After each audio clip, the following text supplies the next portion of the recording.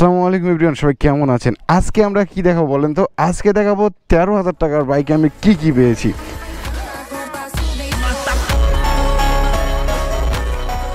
এই বাইকটা যে আমি 13,000 টাকায় কিনেছি, ফাঁকা একটা জায়গায় চলে এসেছি এমএস ঘাটখোলা দিয়ে। কারণ হচ্ছে ওই সাইডে মনে করেন খুবই গ্যাঞ্জাম, ওইদিকে যায় না। কিছুক্ষণ আগে এই জায়গা থেকে আসলাম।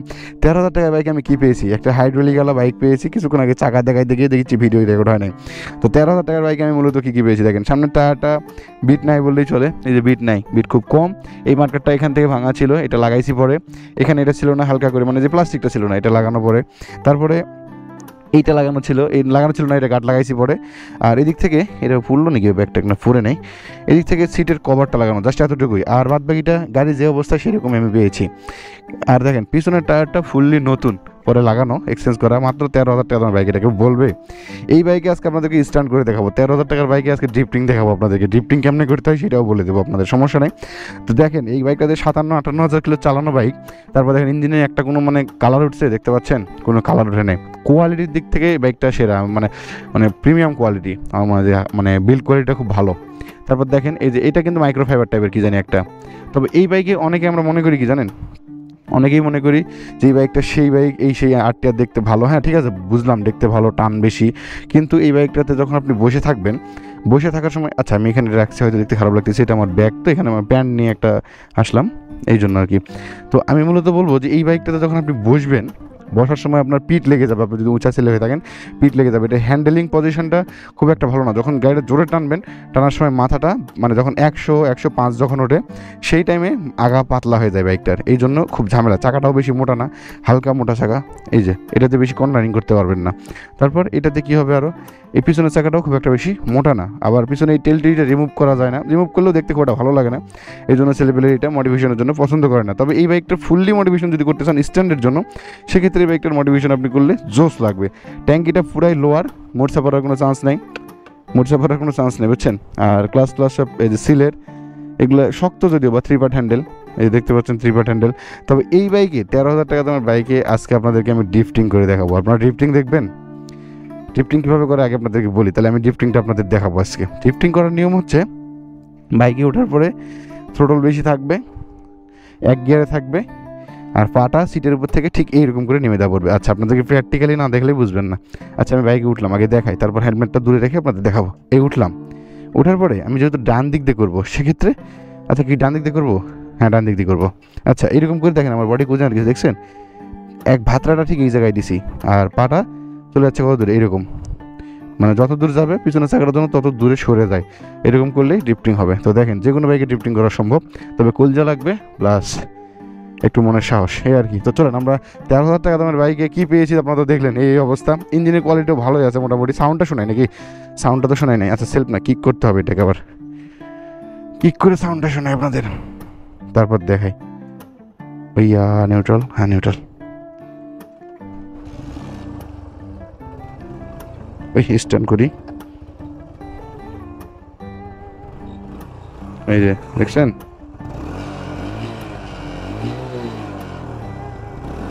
সব কিছু কেঁপে উঠতেছে।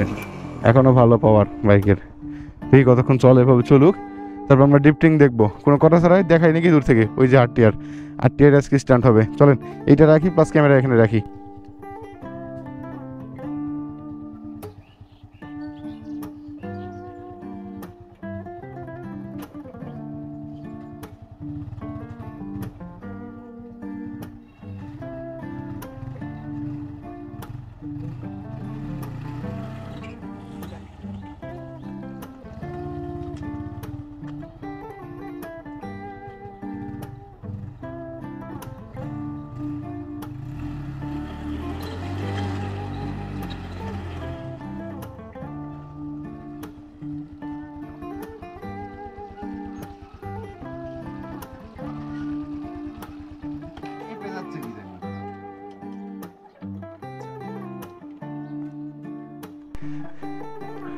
আচ্ছা বাইকটা আমি এখানে রাখলাম, রেখে এইখানে যে বিষয়টা ঘুরলাম, আমি ড্রিফটিং করলাম। বা ড্রিফটিংয়ের বিষয় দেখেন, চাকাটা কেমনি স্কিড করছে দেখেন, থাক থাক থাক থাক থাক থাক হয়ে।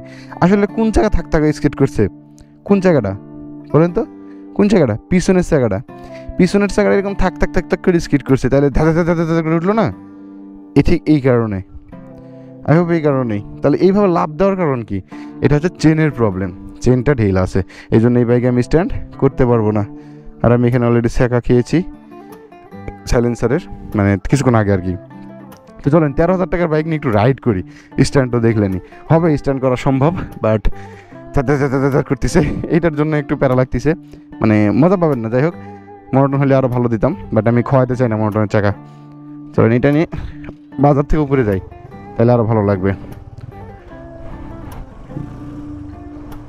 ঠিক আছে,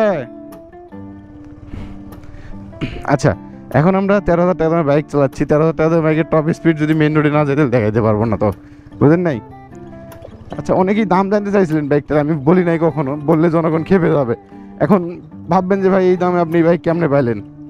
নতুন যারা দেখতেছেন তাদেরকে বলি, এক নিশা খরচ থেকে পাইছি ভাই, আমার আব্বু কিনে নিয়েছে, ওইখান থেকে পাই গেছি। তারপর আবার ওই 15-16 হাজার টাকা খরচ করে, তারও বেশি মনে হয় খরচ করছে, তারপরে ইঞ্জিনটা একটু কাজ কাম করায় নিয়ে এই মোটামুটি ভালো চলিচ্ছে এখন।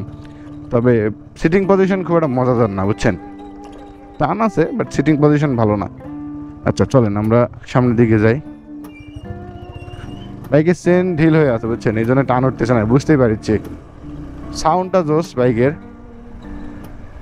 কিন্তু রিসেল ভ্যালু খুবই কম। এই বাইকটা নিতে গেলে রিসেল ভ্যালুতে আপনি মার খাবেন। রিসেল ভ্যালু খুবই খুবই খুবই কম ভাই, এই জন্য রিসেল ভ্যালুর দিক থেকে প্যারা। বাইকটা আমি রাখি, আর টপ স্পিড আমি এটা দেখাবো না, এটা রেখে দেবো। আর ছোট্ট একটা ভিডিও দিলাম, যারা চেয়েছিলেন যে RTR নিয়ে অনেক যাদের স্বপ্ন ছিল তাদের জন্য মূলত এই ভিডিওটা ছিল। তো যাই হোক, ভিডিওটা আমরা এখানে রেখে দিই, আর মানে ভিডিও শেষ করি, বাইকটা রাখি একটু সময় কাটায়, তারপর বাসার দিকে যাবো আবার। আচ্ছা ঠিক আছে, সবাই ভালো থাকেন, সুস্থ থাকেন, দেখা হচ্ছে ঠিক কিছুদিন পর, মানে আগামীকালকে।